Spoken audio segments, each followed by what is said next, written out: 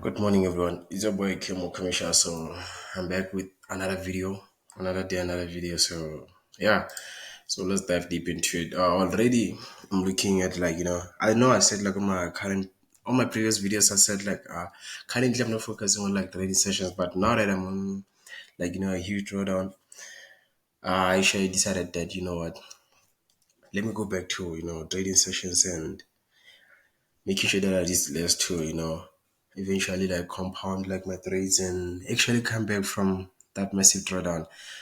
And as you seen, like yesterday, I had gold trades of which I quite made a bit of like profit that made me have some comeback nyana. But yeah, and like not being greedy helped me a lot because I reached like my target whereby gold was hitting like what do you call like an all-time high.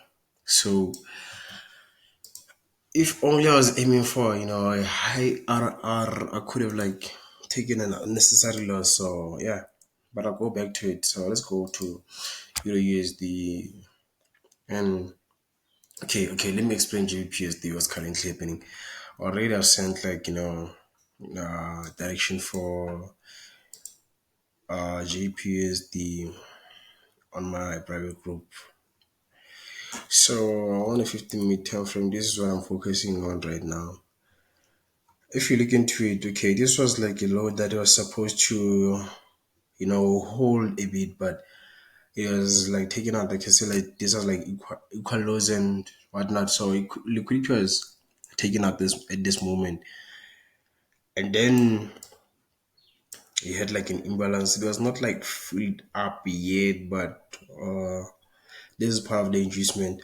So this might look like we're having a demand zone with this area, but that's not like an extreme demand zone. So I'm not going to take my trade off that zone. And if you look into GPUSD currently, you can say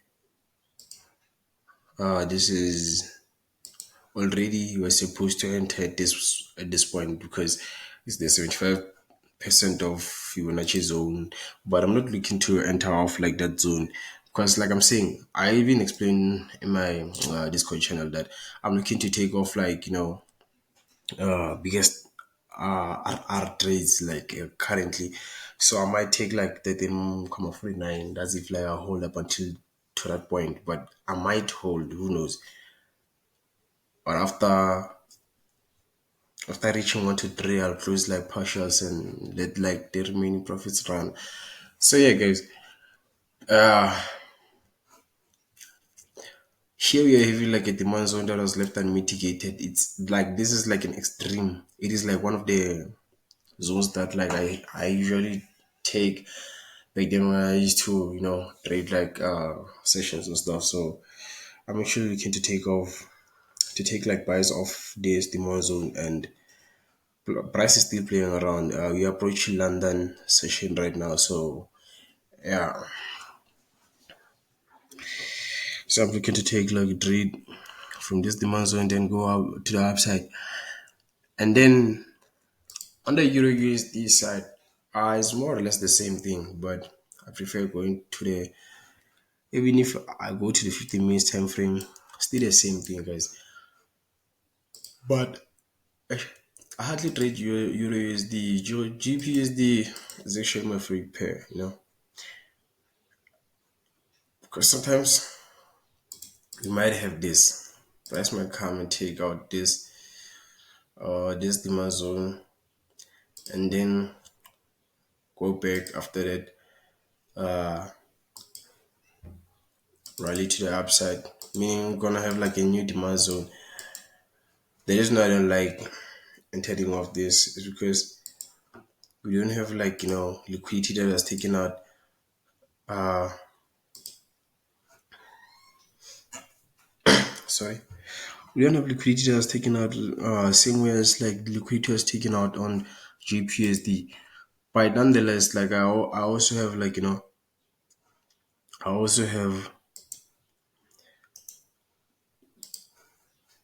I also have like a pending order left on EURUSD also, but EURUSD I'm not risking that much, so I'm trying to play it safe. So this is like the demand zone that I'm having. I'm having a demand zone on this pair, but this is what I prefer to do. I prefer to take like, okay, even if I have, let me see, on for 5 minutes. Yeah, for 5 minutes looks much better, But I'm gonna take my intro off like that one. For 5 minutes seems to be, a bit cleaner than 15 minutes. But I'm placing my stop loss below this Asian candlestick. So let me do a horizontal line for you guys to see. So I'm planning to, put my stop loss below that zone and then wait for price to, it might be around during London Open, take out this supply zone and then play around, mitigate this demand zone, then actually break to the upside and continue. One thing I realized is that, guys, people are sleeping on like good trading content. If you're looking at like I make a breakdown for this week, we get DXY for our time frame. Everything that I predicted and I said will happen the same way that I said it would. Even on GBPUSD, like I hit my target, but I didn't enter. Like I explained why I didn't enter of that. I didn't enter like immediately. I was waiting for what do you call this? I was waiting for my demand zone to be mitigated, but they didn't go there. And USD had closed early because like I don't know, guys.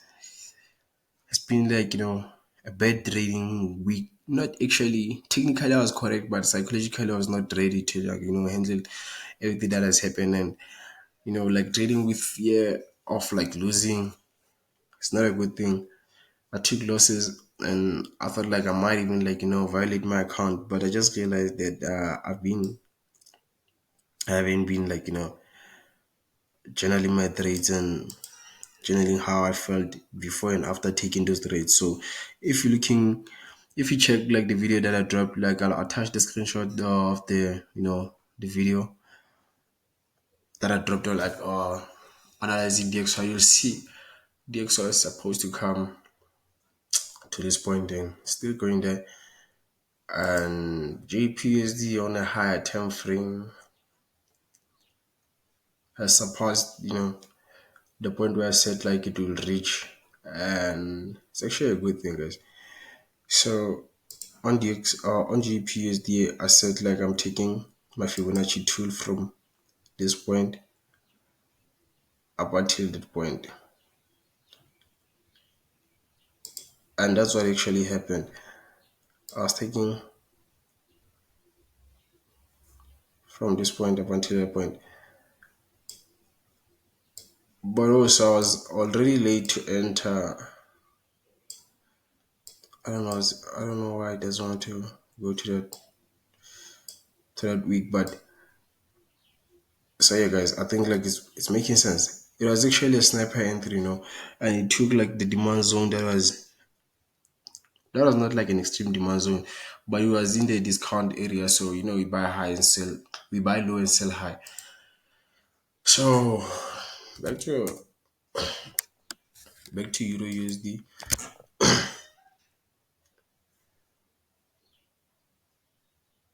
Still waiting for London opening at 9 a.m. Is it 9 a.m. exactly? But we'll see. So I'm waiting for Euro USD to actually come back and mitigate like my demand zone, then actually go to where I anticipate price to go to. So I'm going to send like now. I'm going to send this setup to my Discord channel. So guys, here's what's happening. So like I don't sell any mentorship. I don't sell any signals. So I recently partnered up with like Thrive Africa. It's like an international broker, but they have like they have like a branch in South Africa. And so what I do right now is I offer like access to my live trading sessions. So what you have to do is like click on the link that I have attached. Wait. Click on the link that I have attached to my description so that you can get access to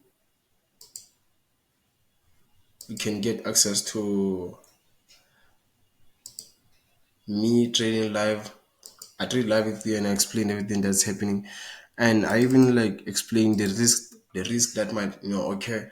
I'll attach the screenshot to this video to show you guys what I'm talking about.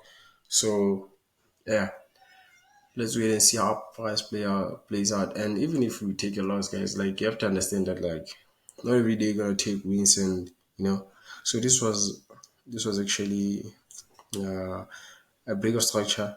So we had a break of structure to the upside, hence like we have a demand zone here. So yeah, guys, for now, let's wait and see how price plays out. And it might happen that